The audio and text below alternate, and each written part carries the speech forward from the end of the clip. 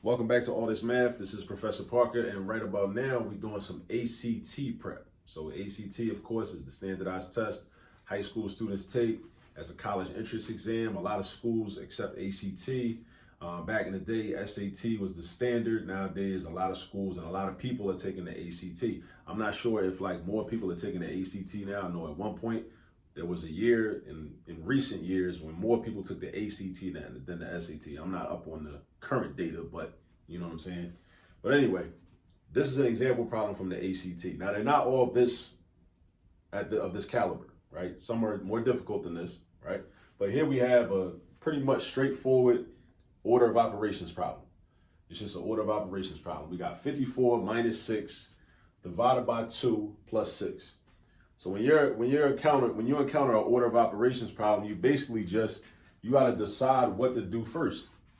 You got to decide what the order is, what order in which you want to evaluate or simplify the expression. So here's a minus sign. So you got to do subtraction, division, and addition. So you just got to kind of have an internal dialogue and ask yourself okay, what do I do first? All right. Now, based upon the order of operations, which says that and listen to what I say very carefully, because a lot of people don't know this, and it's unfortunate. You multiply or divide. The operative word is or, O-R, or. You multiply or divide depending upon what you see first as you move and read left to right before you add or subtract. I'll say it again. You multiply or divide. A lot of people just memorize PEMDAS. And because, logically speaking, because the M come before the D in PEMDAS, you think you always supposed to multiply before you divide. And that's a logical conclusion since in PEMDAS, the M always comes before the D. But there are details involved with PEMDAS that are left out of the acronym. Acronyms have limitations. Mnemonic devices have limitations. That's why we can't, as math teachers and math professors or whoever, or tutors, we can't try to oversimplify mathematics to the point where we be erroneous out here. You can't be out here misguiding students.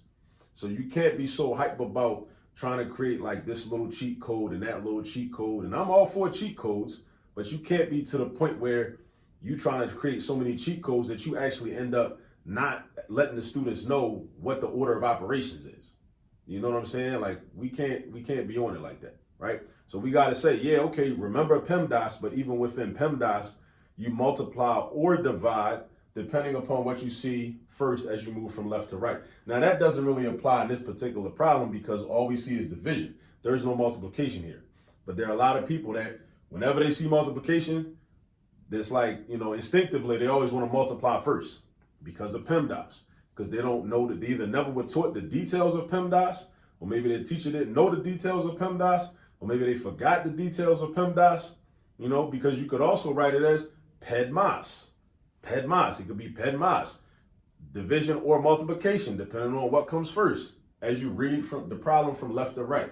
So again, don't be overly relying on acronyms and all that and, little cheat codes and try to because students always talking about how they hate math and it's too hard and this and that. So you as a teacher or whoever, you try to oversimplify it and come up with acronyms and little cheat codes that actually don't work all the time. It's very important for students to actually know the concepts and know the actual rules, right? Because that's why people be arguing on social media all the time, all loud and wrong and arrogant and whatnot. You know what I'm saying? Wrong though, all in the comments on Instagram, hype. You know what I'm saying? And wrong. You know what I mean? Because they didn't learn PEMDAS. Because they learned PEMDAS and memorized it, but they didn't learn the order of operations. Because within PEMDAS, it states multiply or divide based upon what you see first as you move from left to right. That's that. So, okay. Now that I got that out the way, that little diatribe, I got that out the way. Now let's get into this problem. So I know I need to divide before I subtract or add. All right? So watch this. We're going to do 6 divided by 2. Right? Or you could treat it, so dig this though, right? We could treat this like a -6 and divide that by 2. You're still going to end up with -3. Either way. If I treat this like +6 divided by 2, it's going to be a 3. And then I'm going to do 54 minus 3 and then plus 6. Or if I treated it like a -6 and divided by 2, I'm still going to have -3 regardless. You know what I'm saying? So it don't even matter. So look, now we got subtraction and addition, right? But again, so order of operations, addition or subtraction, depending on which comes first, right?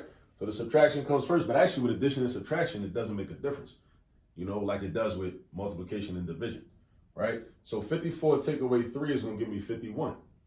And then 51 plus 6 is going to give me 57, right? But dig this though, right? What if I decided to add first? And this is a 3, right? But it's actually a negative 3. So negative 3 plus 6 is actually positive 3. Negative 3 plus 6 is actually positive 3, right? So then it will be 54 plus 3, which still gives me 57. Either way you look at it. But the answer to this problem is 57. You know what I'm saying? But remember what I said. Like, I wasn't trying to hurt nobody's feelings. I'm just trying to be honest and, keep it a bean. Like, look, you can't be out here like just so focused on PEMDAS and not actually know the order of operations. There are details built into PEMDAS that you got to know. So don't try to skip over, the learning of the actual, rationale and actual protocols, and just be so focused on trying to memorize like mnemonic devices and acronyms and all that, because you're going to end up getting things wrong, right? So do yourself a favor and actually go learn it. Learn the order of operations and other things you encounter in math too. Like, actually take some time and really learn it. Don't just try to take a shortcut with everything. Don't try to shortcut everything, because then you won't even really see the value of math and you won't be able to use math as a viable tool. And a lot of people that don't know math be out here getting scammed every single day. And they get scammed by people that's with a smile in their face and shake their hand. And they don't even know they're getting scammed. That's the worst part of it, Best way to rob somebody without a gun, If you don't got the math skills and they do, and they don't have that certain level of integrity, they are going to take advantage of you. So learn some math for many reasons, but one reason is so you can prevent being scammed. All right, I'll see you on another video with some more ACT prep.